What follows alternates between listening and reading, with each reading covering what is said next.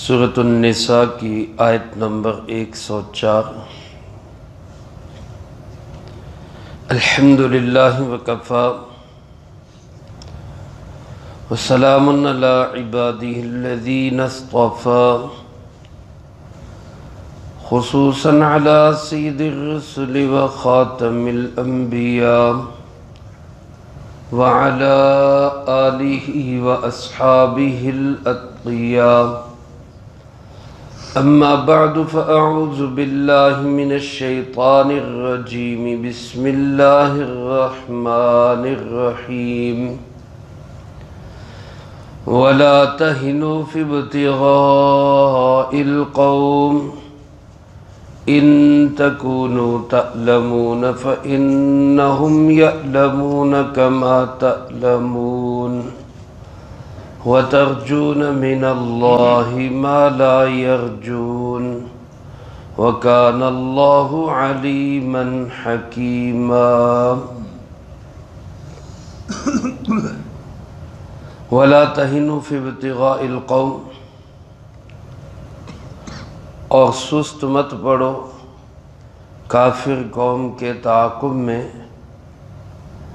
ان تکونوا تعلمون، اگر تم ایسے ہو کہ تمہیں کوئی درد پہنچا ہے، فَإِنَّهُمْ يَعْلَمُونَ كَمَا تَعْلَمُونَ، تو یقیناً یہ بھی درد اٹھا چکے ہیں جیسا کہ تمہیں درد پہنچا ہے۔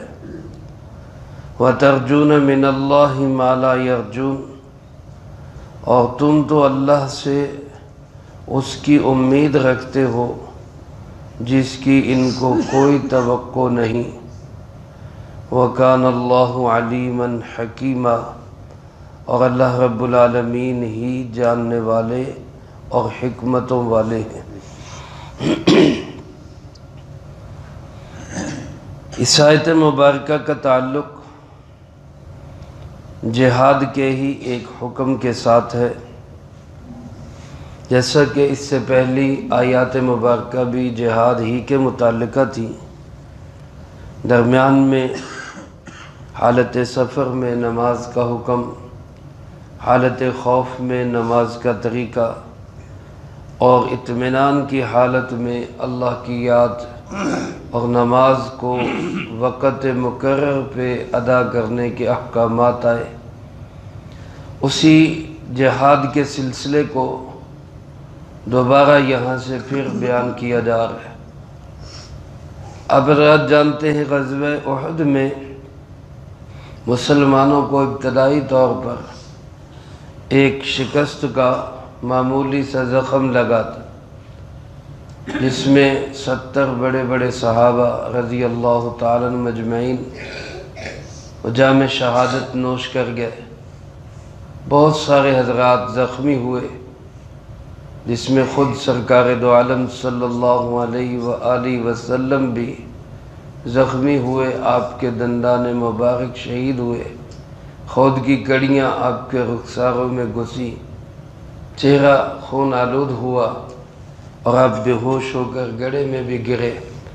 یہ ساری تکالیف اس احد کے میدان میں آپ صلی اللہ علیہ وسلم نے اور حضرات صحابہ کرام رضی اللہ تعالی مجمعین نے اٹھائی۔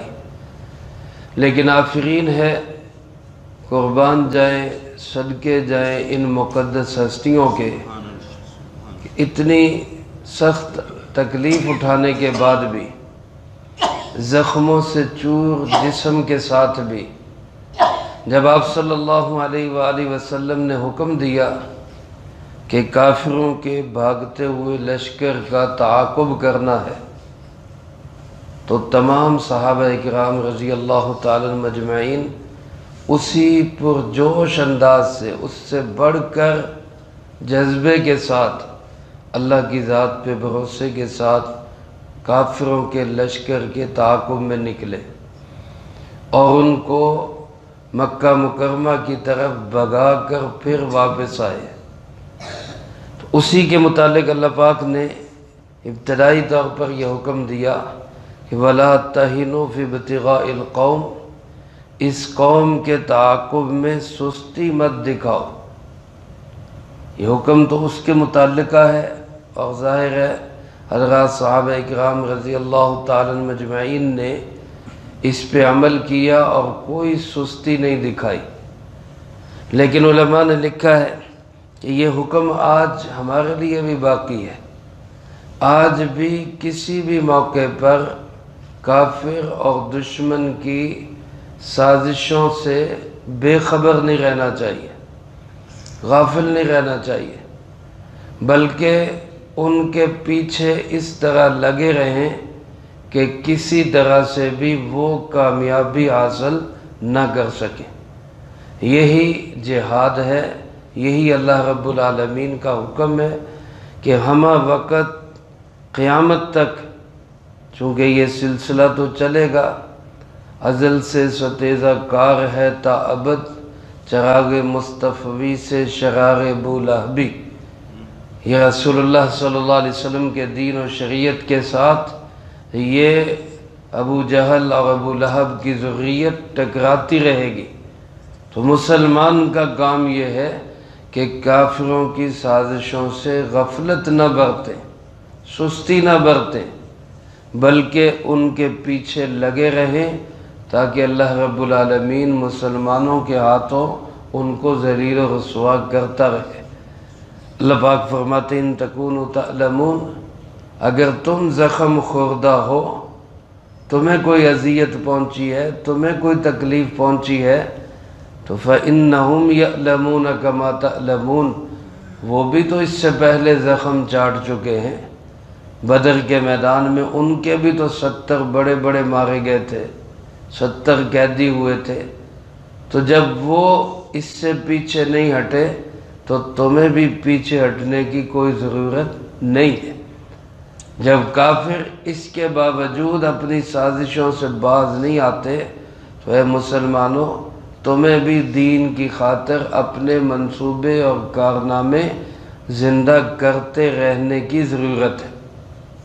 بلکہ فرمایا تمہارے اور کافروں میں تو ایک فرق ہے، اور بہت بڑا فرق ہے، اور وہ فرق یہ ہے کہ وَتَرْجُونَ مِنَ اللَّهِ، تم تو اللہ سے اس کی امید رکھتے ہو، یقین رکھتے ہو اس کام کی جس کی کافروں کو کوئی توقع بھی نہیں ہے، اور وہ کیا ہے؟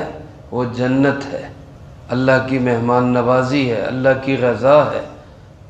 تم تو اللہ کے حق میں لڑ رہے ہو، اللہ کے لیے لڑ رہے ہو، اور تمہاری تمام تر تکالیف، تمہاری تمام تر آزمائشوں، ابتلاءات، امتحانات کا تو اللہ سے تمہیں اجر ملے گا۔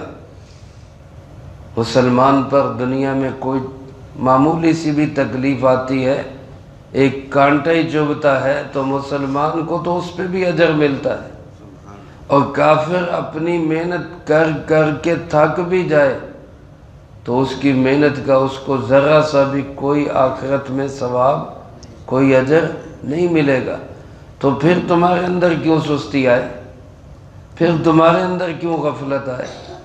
وہ بلا مقصد بغیر کسی بڑے ٹارگٹ کے اپنے میدان میں جمے ہوئے، ڈٹے ہوئے لڑ رہے ہیں، اور تم جو اللہ سے ثواب کی بھی امید رکھتے ہو، اللہ سے جنت کی بھی تمنا کرتے ہو، اللہ کی رضا اور قرب کو بھی پانا چاہتے ہو، اللہ کے محبوب صلی اللہ علیہ وسلم کی شفاعت بھی حاصل کرنا چاہتے ہو، تو پھر تمہارے اندر کیوں سستی آئے؟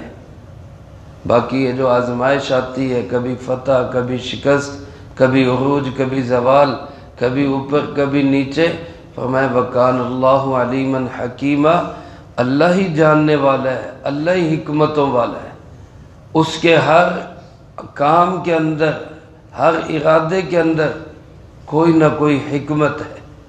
تمہارے ذمے ایک محنت ہے، بس نتائج کس کے ذمے ہیں؟ اللہ کے ذمے۔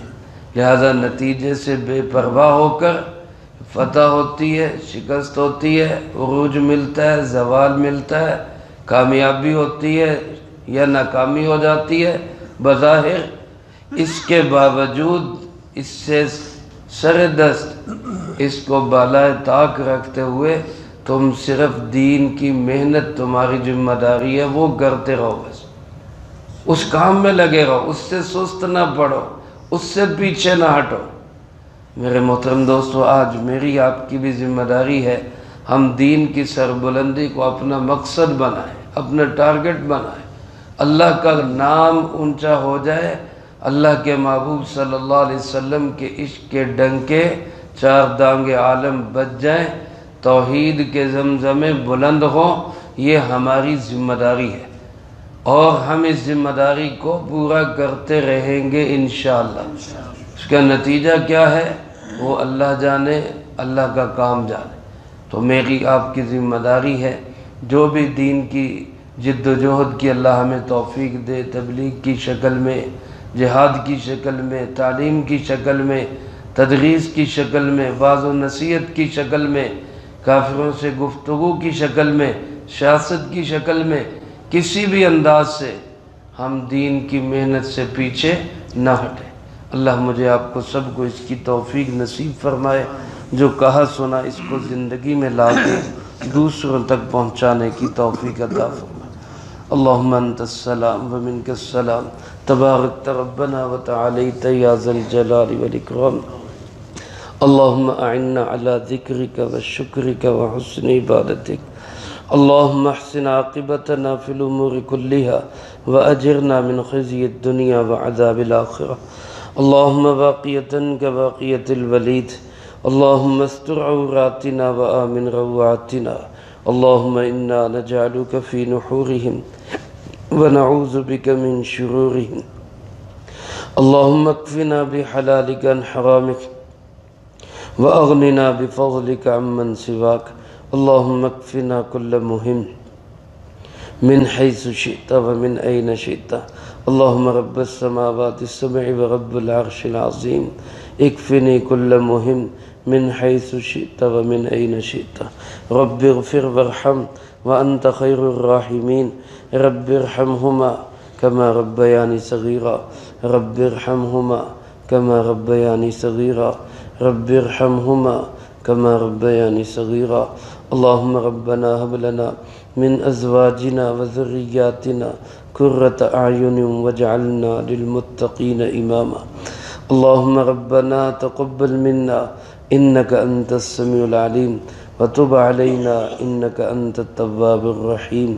صلى الله على النبي الكريم وعلى آله وأصحابه أجمعين برحمتك يا أرحم الراحمين۔